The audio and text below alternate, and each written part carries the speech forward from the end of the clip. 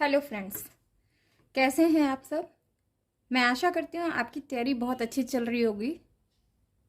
तो आज के सेशन में हम जानते हैं स्ट्रक्चरलिज्म को। प्रीवियस सेशन में भी हमने स्ट्रक्चरलिज्म के बारे में बात करी थी, तो उसी सीरीज को कंटिन्यू करते हैं। आते हैं, एक और ऑथर हुए हैं Edmund Leach, EDMOND, Leach LEACH। ठीक है, अब जूलॉजी वाले वो लीच की बात नहीं करेंगे, इनका नाम था एडमंड लीच। ठीक है, तो इनका जो सबसे इंपॉर्टेंट बुक था वो था political system of highland Burma. मेरे ख्याल से स्ट्रक्चरलिज्म का जो इंट्रोडक्टरी पार्ट और सारा कुछ था ये आपको समझ में आ गया होगा। इनकेस नहीं कोई चीज़ समझ में आ रही है या कोई क्वेरी है तो आप नीचे मैसेज बॉक्स में मुझे कमेंट जरूर करिए। मैं नेक्स्ट वीडियो में उसे रेक्टिफाई करने की ज़रूर कोशिश करूँगी। ठीक है, तो देखते हैं इसमें। तो क्लाउड लेवी स्ट्रास आपको याद होंगे, जिन्होंने स्ट्रक्चरलिज्म को समझा और बताया। उन्होंने बहुत सारी और चीज़ें कंट्रीब्यूशन में दी, जैसे टोटेमिज्म के बारे में भी उन्होंने बात की थी। उन्हीं की वजह से लिंग्विस्टिक की बात शुरू हुई। ठीक है, लेकिन हमारे इंडिया में भी हम लिंग्विस्टिक एज अ ब्रांच पढ़ते नहीं हैं, तो मैं बहुत डिटेल में नहीं जाऊँगी। जो ज़रूरी है पहले वो पढ़ लेते हैं, ठीक है, बातें बाद में कर लेंगे।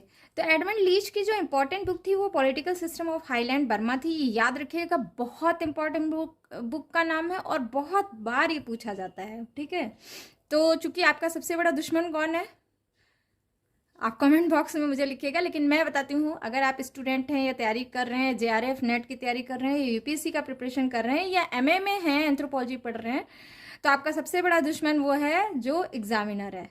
ठीक है, तो उसको ध्यान में रखिए और उसी के हिसाब से तैयारी करिए। तो नेक्स्ट पॉइंट मैंने यहाँ पे लिखा है, ये मैं अपने नोट्स बना के लेके आई हूँ, आप वीडियो के दौरान स्क्रीनशॉट ले सकते हैं।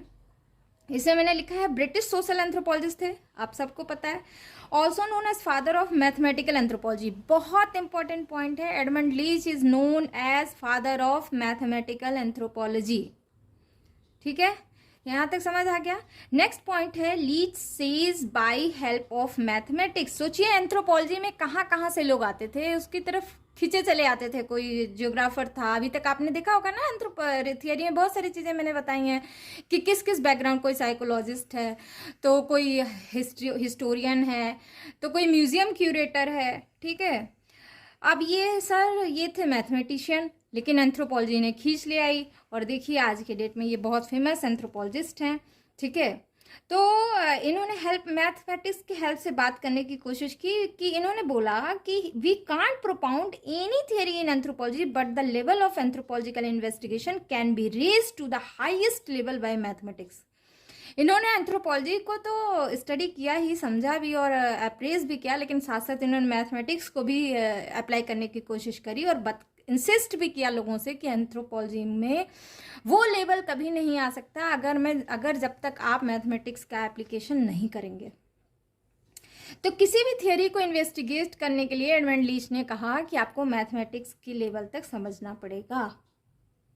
ठीक है, he has written a number of articles in which he has taken help of mathematics. The most remarkable one is Jingfao kinship terminology. उन्होंने बहुत से आर्टिकल लिखे जिसमें उन्होंने मैथमेटिक्स की हेल्प से लिखा, और जो सबसे इम्पॉर्टेंट आर्टिकल जो इनका था वो था जिंगफाओ किनशिप टर्मिनोलॉजी, जिसमें उन्होंने मैथमेटिक्स के थ्रू उस किनशिप टर्मिनोलॉजी को इंटरप्रेट किया, एनालाइज किया और उसको डिटेल स्टडी करके बताया, और इसलिए उन्हें अवार्ड भी मिला। समझ रहे हैं? तो ही अवॉर्डेड दिस बुक हैज सब title and experiment into anthropological algebra. इस बुक का जो एक सब टाइटल दिया गया था, उस सब टाइटल का नाम था an experiment into anthropological algebra. Algebra आप जानते होंगे, जो मैथमेटिक्स के होंगे, बीजगणित को कहते हैं। ठीक है, नेक्स्ट पॉइंट जो इनका कंट्रीब्यूशन था, उनकी बुक थी, हिज बुक जो ऊपर मैंने बात की है, political system in highland Burma. अब हम अपने बुक पे आ जाते हैं, थियरी पे। इनकी बुक थी political system in highland Burma.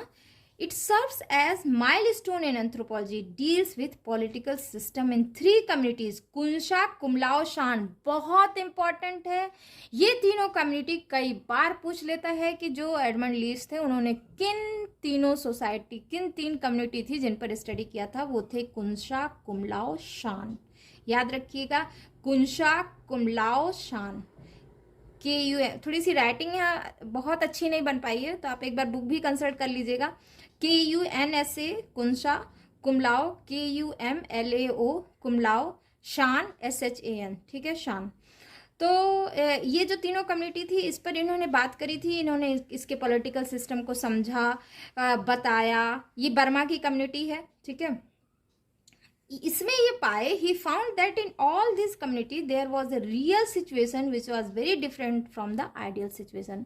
अगर आपको याद होगा तो मेलिनोस्की ये स्ट्रक्चरलिज्म की जब हम बात, अरे सॉरी, क्लाउड लेवी स्ट्रास और स्ट्रक्चरलिज्म की बात हो रही थी, तो उसमें हमने बात करी थी ना मैकेनिकल स्टैटिस्टिक्स और ये सारी चीज़ों की बात की थी।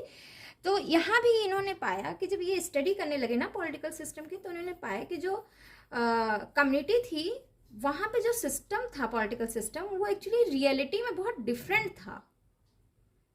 जो आइडियल सिचुएशन होना चाहिए था, जो उसमें प्रिवेलेंट था भाई कि ऐसे ऐसे है, लेकिन जब वहां पे गए तो वहां पे देखा कि भाई ये तो बहुत ज्यादा डिफरेंट है। तो real situation was very much different from the ideal situation. समझ आई बात? तो नेक्स्ट पॉइंट है the mechanical and statistical model of Levi Strauss Leach as ideal and empirical model. तो जो आपको याद होगा लेवी स्ट्रास का जो टर्म था mechanical and statistical model, Leach ने उसी टर्म को दूसरे वर्ड में बताया, आइडियल एंड एम्पेरिकल मॉडल उस चीज को बोल दिया, ठीक है। तो जो उनका मैकेनिकल क्या था, आइडियल था, एम्पेरिकल क्या, स्टैटिस्टिकल क्या था, इनके हिसाब से एम्पेरिकल हो गया, ठीक है। And announced that though his model resembled to that of Strauss model, but the difference is whereas Strauss model is based on linguistic, rather Leach's model was based on real field work. समझ में आ रही है बात? तो सब कुछ almost same था, concept सब चीज़ सेम था। बात वही थी कि जो भाई आइडियल सिचुएशन अलग होते हैं, रियल सिचुएशन अलग होते हैं, आइडियलिस्टिक बातें कुछ और होती हैं, रियल रामायण महाभारत में कुछ और लिखा है, लेकिन मेरी सोसाइटी में बहुत सारी चीज़ें ऐसी होती हैं जो हम फॉलो नहीं करते हैं, इवन हम खुद फॉलो नहीं करते हैं। माता पिता का सुबह उठ के पैर छूना चाहिए, हमारे इंडियन कल्चर में है, कितने लोग छूते हैं सुबह उठ के? नहीं छूते हैं ना। तो real situation is different from the ideal situation.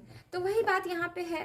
तो लेकिन कैसे डिफरेंट हुआ उनका काम और इनका काम? बात ये है कि इनका कॉन्सेप्ट उन लेवी स्ट्रास का कॉन्सेप्ट जो है लिंग्विस्टिक बेस था, और वो रियल फील्ड वर्क पे नहीं था। वो जो है डिफरेंट टेक्स्ट और स्क्रिप्ट्स को पढ़ के किए थे।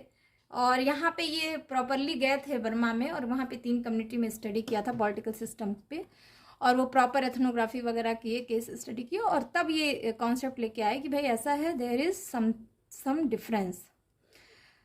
तो एक और कॉन्सेप्ट आता है न्यू स्ट्रक्चरलिस्ट। तो एक्चुअली हर जो ऑथर है ना, जो भी बड़े बड़े इंटेलेक्चुअल पर्सन होते हैं ना, वो अपने आप को एक थोड़ा सा एक बोस्टिंग नेचर आ जाता है। तो हर कोई अपने आप को एक नॉमेनक्लेचर देने लगता है। तो एक्चुअली लीच अपने आप को कहते थे कि I am not a structuralist, I am a new structuralist. तो ये पॉइंट आप जरूर ऐड कर दीजिएगा जब भी लीच के बारे में लिखिएगा। ये कई बार ऑप्शनल में भी, ऑब्जेक्टिव में भी पूछ लेता है, हु इज न्यू स्ट्रक्चरलिस्ट या who claimed himself new structuralist. तो आप उसमें आंसर करेंगे एडमंड लीच को, ठीक है। तो स्ट्रक्चरलिज्म वाले थियोरी के चैप्टर में आप इसे ज़रूर ऐड कर लीजिएगा, न्यू स्ट्रक्चरलिज्म, और एडमंड लीच को भी ऐड कर लीजिएगा, और अपने नोट्स बनाते रहिए, इस नोट्स का भी हेल्प लेते रहिए। कोई भी क्वेरी हो, नेक्स्ट टॉपिक आएगा आपका, नेक्स्ट थियोरी क्या आएगा? Culture personality school. तो वो मैं नेक्स्ट वीडियो में डिस्कस करूँगी। Thanks for listening, bye bye.